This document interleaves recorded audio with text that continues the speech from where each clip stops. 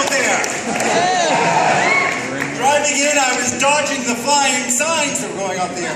But you know what? The wind might be too harsh for a plane to arrive, but Hilary Clinton is in her car and she's driving here and she is going to be here despite what the winds are trying to do. But the winds of victory are blowing through New Hampshire. So Nashua, are you ready? Are you ready to re-elect Jeanne Shaheen? Are you ready to re-elect Maggie Hassan? Are you ready to re-elect Carol Shea Porter? Are you ready to re-elect Ann McLane Kuster? Are you ready to elect Jeanne Shaheen to the Executive Council? Are you ready for Betty Lasky and Peg Gilmore to go back to the State Senate? And are you ready to make sure Bill O'Brien stays in the back seat of the House and never again has to speak at the Cabinet? I don't know if you're ready. Are you ready? We have got an amazing crowd here, and we want to thank you for waiting so patiently. And we've got a lot of terrific speakers that are coming up. But there are a few people I do want to acknowledge. We've got, later on, our wonderful executive counselor from District 5, Deb Pignatelli, will be addressing us. But let's get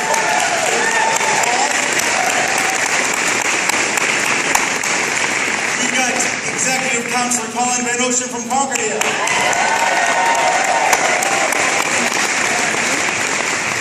And in District 5, and what's sweeter? What is sweeter than a McLean beating a Sununu? Robin McLean from the Seacoast.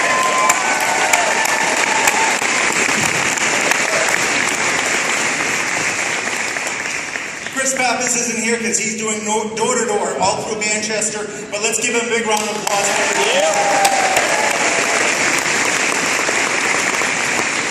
One of the things that's so exciting this year is that we have a history-making election. Not only for the first time in New Hampshire history are all 4 top officials, incumbent Democrats, running for re-election, but the first time in American history, they're all women!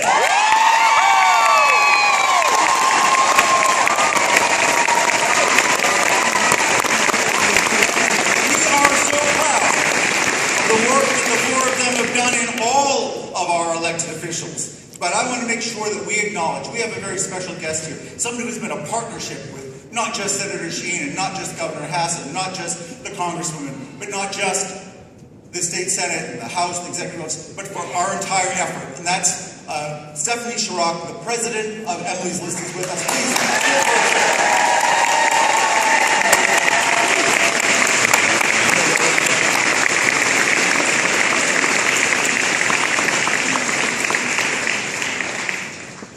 Now, growing up in New Hampshire, we dreamt of having phenomenal people in elective office.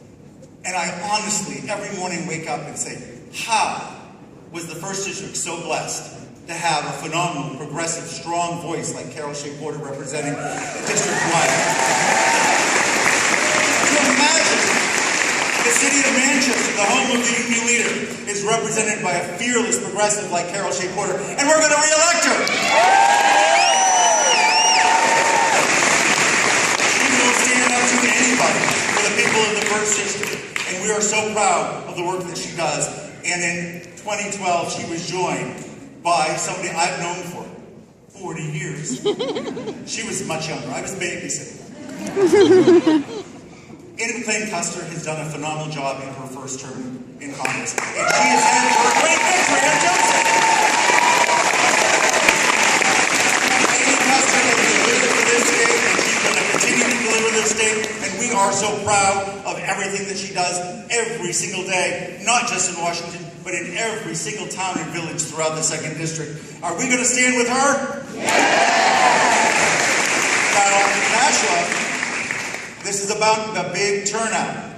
This is about getting your friends and neighbors to turn out to vote.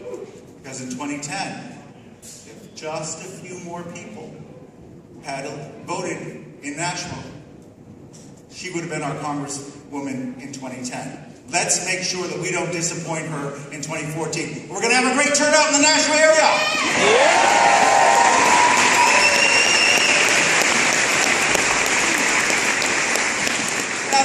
2002, there was this young woman that everyone's talking about that was running for the state senate. And she was pretty terrific, and she got elected to the Senate, and I got to work with her and get to see her. And throughout this time, I'm like, you know, Maggie, you're going to be governor someday. She's like, no, I'm just going to do my job. And I was like, no, we're going to make you run for governor, and the voters are going to elect you governor. You are going to be governor. No. Now, so I had hopes for 10 years, but New Hampshire Democrats, we're used to waiting for years. So we waited. In 2012, the voters of New Hampshire resoundingly said, we want Maggie Hassan!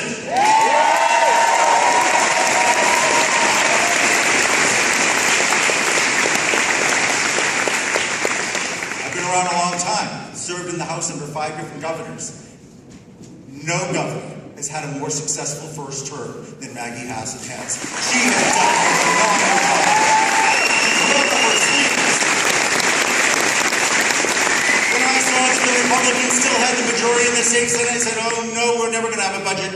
She passed the most bipartisan budget that I've ever seen. Every single state senator voted for that budget. Every single one. And almost every member of the House. Unheard of.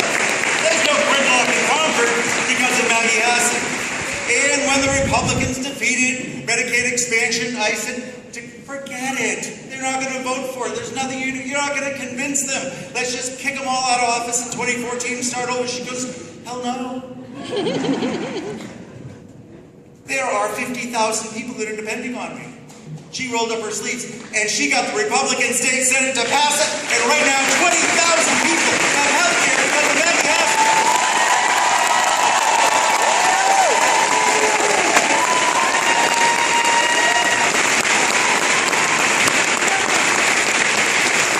That's real people's lives. That's real people's lives. What she has accomplished has improved the lives of every single one of the 1.3 million people in the state of New Hampshire. And you know what? And even the visitors too. Because of her work, we now are going to be improving our infrastructure. So when you might see about the potholes in other states and the bridges falling down in other states, because of Maggie Hassan's leadership, they're going to be addressing those issues. Let's thank Maggie Hassan.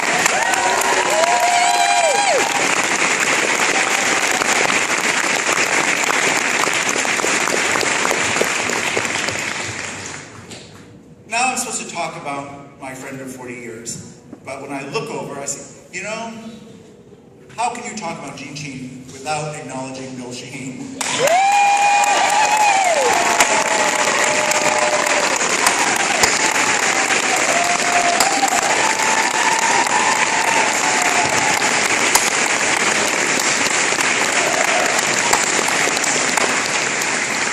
I first met the Shaheens 40 years ago, when Billy was leading the effort for Jimmy Carter's campaign.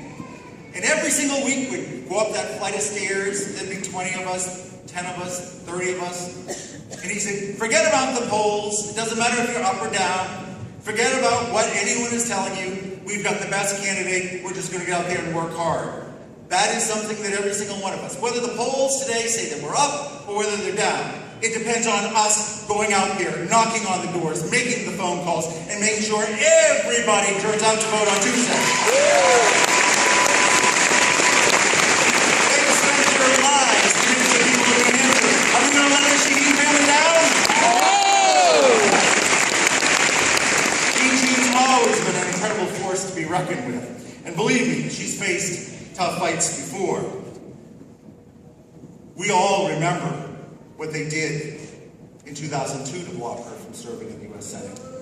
They jammed our phones and they went to prison. And that's how they got John Cena, and we regret every minute of that. And I want to acknowledge that Kathy Sullivan, who was our state party chair, that took them and prosecuted them.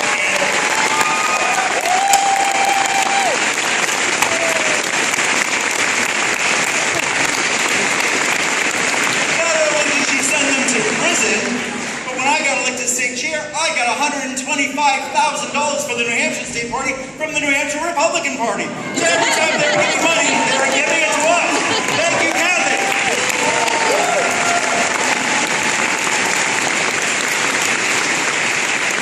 They can jam our phones, they can jam our bridges. That was just we're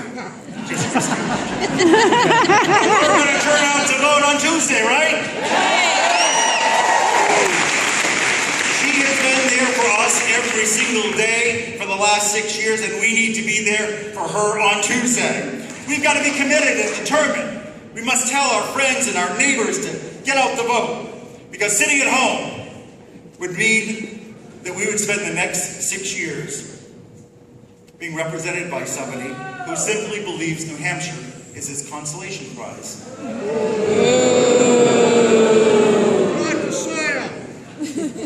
Scott Brown made his home here because he loves being a senator, not because he loves New Hampshire. And as today's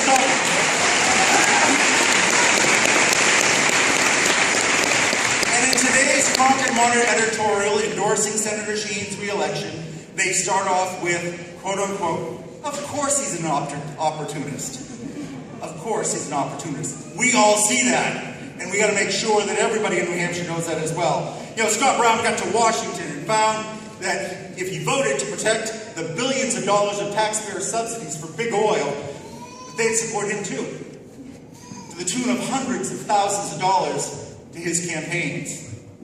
He found that if he negotiated his way into giving the biggest Wall Street banks, many of whom were directly responsible for the crash in 2008, they would pay off in the long run with campaign ads and commercials and big checks. When Massachusetts kicked him out the door, he then left the Senate and found that he could find other ways to keep the money flowing by making shady deals with penny stock companies and serving on a board of a company that was outsourcing American jobs. But he couldn't stay away from the Senate. So when Brown thought he saw an opportunity in New Hampshire, he packed up his truck and moved it to his vacation home. He will not fight for the people of New Hampshire because New Hampshire is not part of him. Jeanne Shaheen has been part of this community for most of her life. She's raised her family here. She served as a state senator, as our governor, and our U.S. Senate. She has served impressively and honorably. Now, Scott Brown knows that we've got him against the ropes. Actually, I guess he walked past me at the debate Thursday.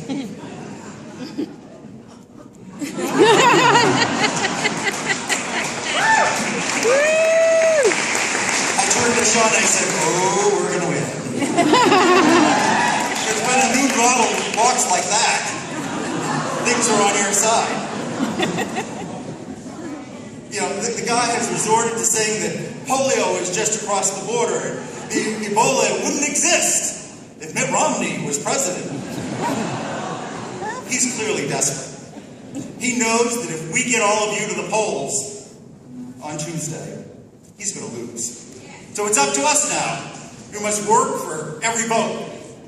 Because the Republicans will not just sit back and say, you know what, we'll let them win this one. We've got to deliver the knockout punch on Tuesday. We need to earn it. So let's commit right now to knocking on doors and making calls and working our hearts out for the next 48 hours. We know that it makes a difference, and it will be the reason that Jeanne and Maggie and Annie and Carol win re-election. Let's go win! In 2010, we were here with President Clinton, President Bill Clinton. And there were a couple hundred of you that were here. Got around 4 times as much today, so that's pretty good, pretty good. Little did we know that on that Sunday before the 2010 election, that by Democrats and Democratic voters sitting at home, that somebody as despicable as Bill O'Brien would take over from Terry Gorelli as the Speaker of the House. The damage that he did to the state of New Hampshire will not be undone for years. We can't let that happen. We've got to make sure that we hold on to the majority. We've got to make sure that Bill O'Brien stays, as I said, in that back row where he belongs. And make sure that a Democrat is the next Speaker of the House. In 1996, Terry Gorelli was elected to the New Hampshire Hampshire House, and on the first day that she arrived, we knew that she was going to be a great member of the House. Little did we know that she'd be a history-making first three-term Democratic Speaker in New Hampshire history. Please welcome the Speaker of the New Hampshire House of Representatives, Tara Norelli.